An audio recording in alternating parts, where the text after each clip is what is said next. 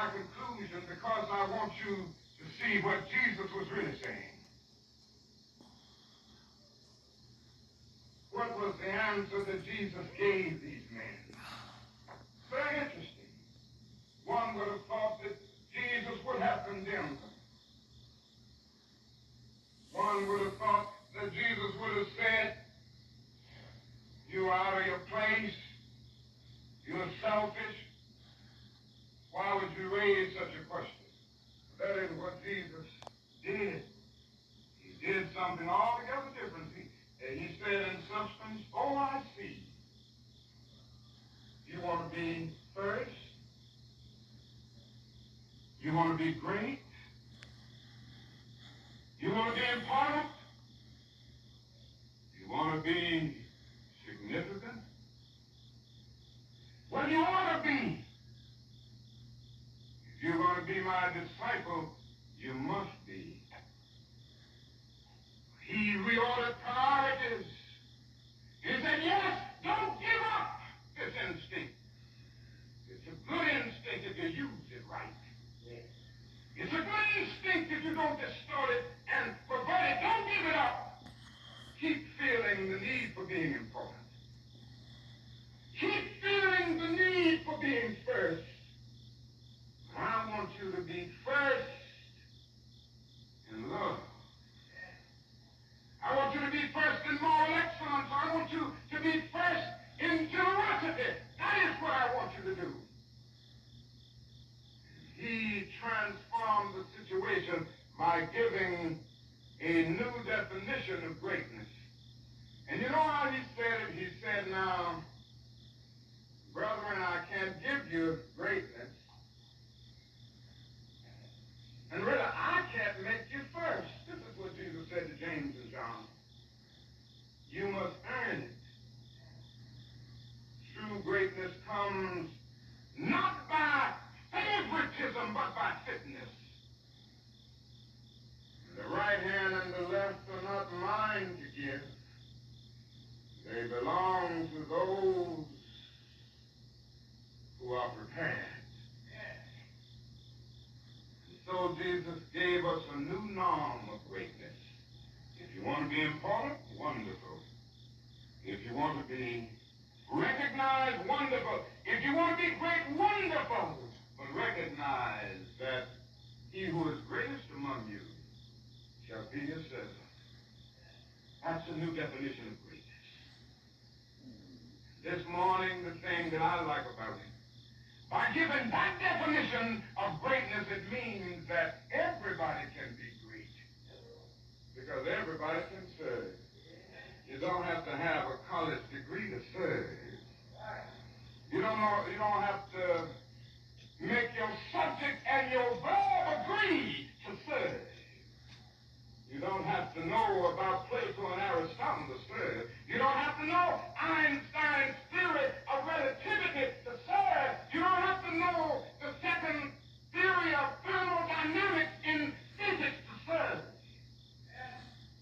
You only need a heart full of grace. Soul generated by love. You can be that servant. I know a man, and I just want to talk about him a minute, and maybe you will discover who I'm talking about as I go down the way. Because he was a great one. He just went about serving. He was born in an obscure village, the child of a poor peasant woman. Then he grew up in still another obscure village where he worked as a carpenter until he was 30 years old. Then for 3 years, he just got on his feet and he was an itinerant preacher. And he went about doing some things. He didn't have much. He never wrote a book. He never held an office.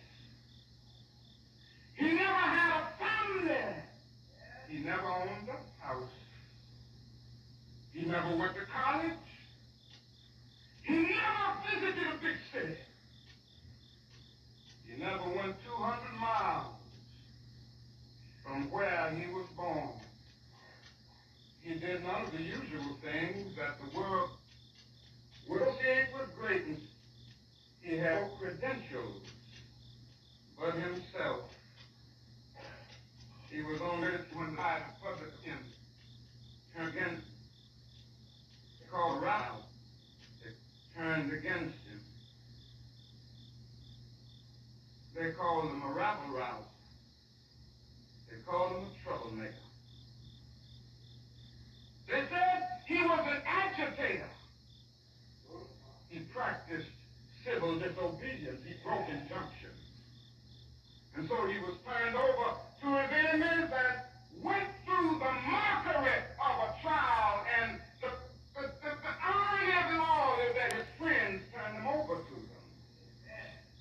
One of his closest friends denied him. Another of his friends turned him over to his enemies. And while he was dying, the people who killed him gave him off for his clothing, the only possession that he had in the world. When he was dead, he was buried in a borrowed tomb through the pity of a friend. 19 centuries have come and gone. Today, he stands as the most influential figure ever entered human history.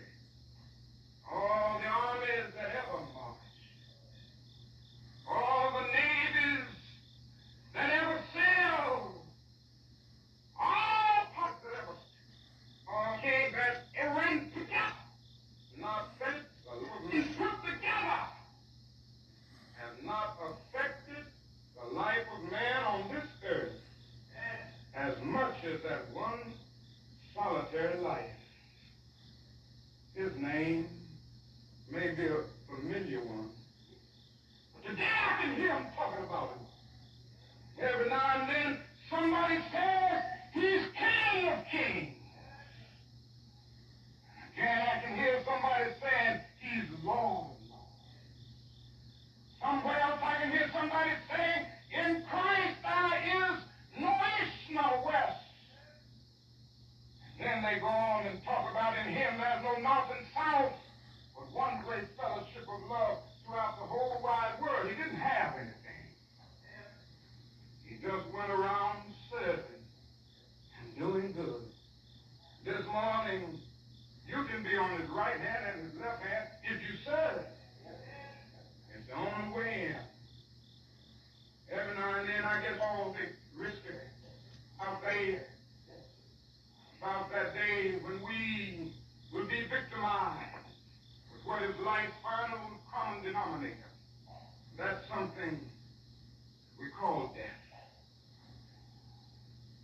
We all think about it, and every now and then I think about my own death, and I think about my own funeral, and I don't think of it in a morbid sense.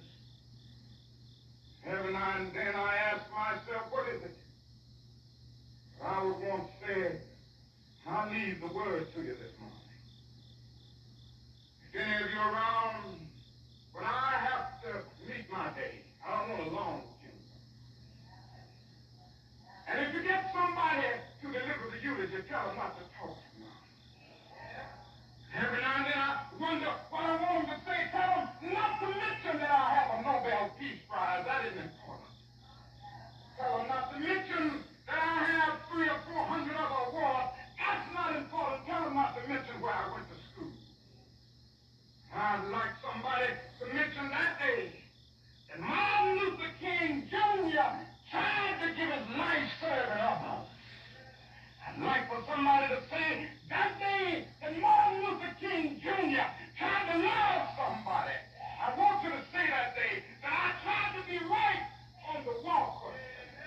I want you to be able to say that day that I did try to feed the hungry. I want you to be able to say that day that I did try in my life to clothe those